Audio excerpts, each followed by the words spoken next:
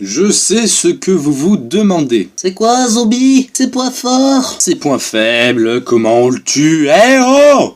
Tu pousses le bouchon un peu trop loin, Maurice. Déjà, on va aborder la première question la plus essentielle et que dans ce thème de survie zombie, on va tous se poser.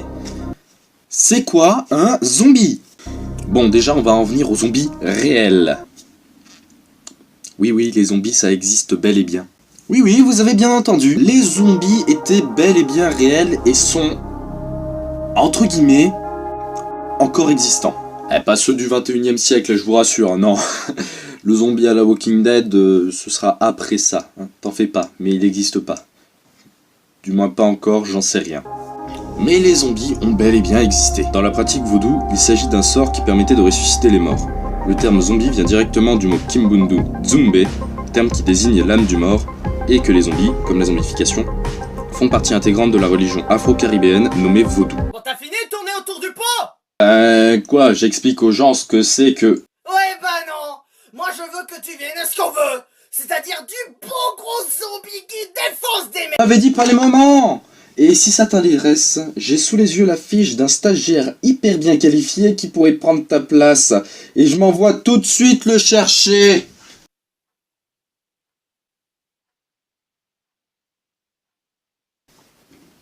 Bien.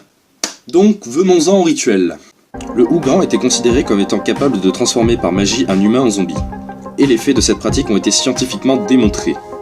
Le Hougan utilisait une matière appelée la poudre de zombie. Après quelques recherches de ma part, la poudre de zombie est un composé chimique composé de scopolamine et d'atropine qui, inhalé sous forme de poudre, provoque des pertes de volonté et de mémoire. Mais avant cela, la poudre va paralyser temporairement le système nerveux et créer un état de stase. En gros, tu vas fonctionner au ralenti. Tous les autres organes du corps de la victime vont fonctionner au minimum vital. Si un médecin devait diagnostiquer le corps, il serait considéré comme mort. D'où tout simplement le mort qui revient à la vie. Mais qu'est-ce qui transforme un être humain en zombie, me direz-vous? La réponse tient en quelques mots. Les dommages cérébraux. Un homme enterré vivant consomme l'intégralité de l'oxygène contenu dans son cercueil. Ceux qui ont la chance de s'en sortir souffrent quasi systématiquement de lésions cérébrales anoxiques. Oh, et... L'anoxie. Ouais, c'était fait. T'inquiète, j'allais y venir. Hein. En gros, c'est la privation d'oxygène qui provoque les troubles et la mort par asphyxie.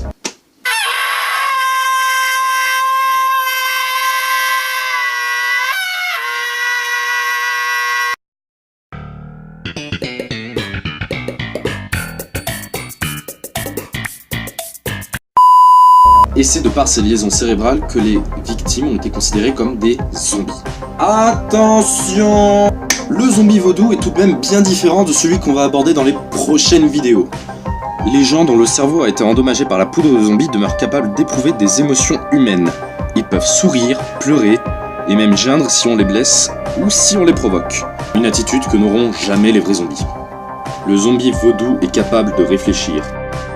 On l'a pas encore vu, si vous voulez, dans notre zombie qu'on va aborder dans les prochaines vidéos, mais comparé au zombie vaudou, il va pas se transformer en missile à tête chercheuse, hein, non. C'est pas comme Kiki, tu lances un bâton et il est là, rapportez bâton, rapportez bâton. Non.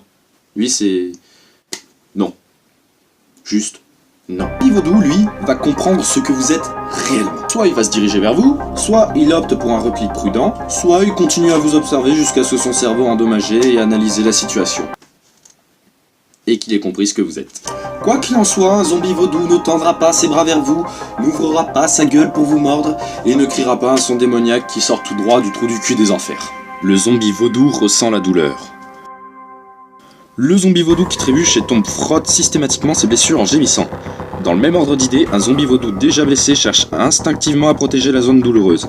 Dans tous les cas, il a conscience de son état et, à la différence des vrais zombies, ressent toute liaison importante qu'on lui inflige par la suite. Le zombie vaudou se méfie du feu. Certains en auront oublié sa nature d'ailleurs. Ils vont essayer de voir ce que c'est, de réapprendre ou d'apprendre ce que c'est. Plus réapprendre du coup. Mais à mon avis, jusqu'au moment où ils vont tenter de prendre la flamme, ils vont reculer précipitamment après s'être brûlé la main. Le zombie vaudou est conscient. À la différence des vrais zombies qui ne reconnaissent rien d'autre que leur proie, les zombies vaudous réagissent aux variations soudaines de lumière, de son, de goût et d'odeur. Certains ont même conscience des autres. Ce dernier point est crucial en cas de doute. Les zombies vaudous ont ainsi échappé à la mort en se rendant ostensiblement compte de la présence d'autrui. Le zombie vaudou ne possède pas de sixième sens. Une personne qui subit les effets débilitants de la poudre de zombie dépend toujours de sa vision. Elle est incapable de se déplacer dans le noir, d'entendre quelqu'un marcher à 500 mètres ou de sentir une créature vivante. On pourrait même surprendre un zombie vaudou en s'en approchant par derrière. Mais je vous le déconseille fortement, parce qu'il risque de réagir parfois violemment si on l'effraie. Après, pour finir brièvement la vidéo, vous pouvez même essayer de contrôler un zombie vaudou par exemple. Ceux-ci ayant des facultés réduites à cause de leur lésion cérébrale, perdent parfois conscience de qui ils sont. Ils sont plus eux-mêmes quoi. Vous pouvez donc lui faire gober entre guillemets n'importe quoi. Mais il pourra peut-être vous suivre. Bon, je vous cache pas que je suis coiffé comme une bite déjà, je trouve. Enfin, je suis coiffé comme une bite à ce point-là. Ah ouais, à ce point-là. Voilà, tout simplement. Et comment vous dire que c'est vide derrière moi? Vous avez juste quoi? Une armoire. La tête de lit, je sais pas si vous la voyez. Vous avez mon ordinateur ici, vous avez le mur là, vous avez un poster ici. Bref, il faut vraiment que je me remette à faire une déco complète.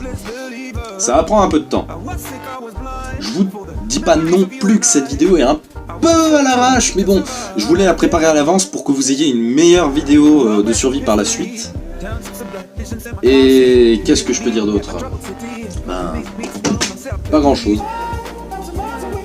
Si, je vais peut-être également reprendre le dessin, mais cette fois, peut-être essayer du dessin informatique. Est-ce que c'était français ce que je viens de dire? Du moins du dessin numérique si vous voulez. Oui, j'ai la jambe qui gratte. Cette vidéo est vraiment à l'arrache. Ouais. Je fais de la merde. Sur ce, n'hésitez pas à me follow sur Insta, à suivre les sorties de vidéos également sur Twitter. J'y suis quand même très peu présent. Très peu. Et à aller sur le Discord de la chaîne. Sur ce, je vous embête pas plus. Ciao! C'est bon, les lattes ont pas pété.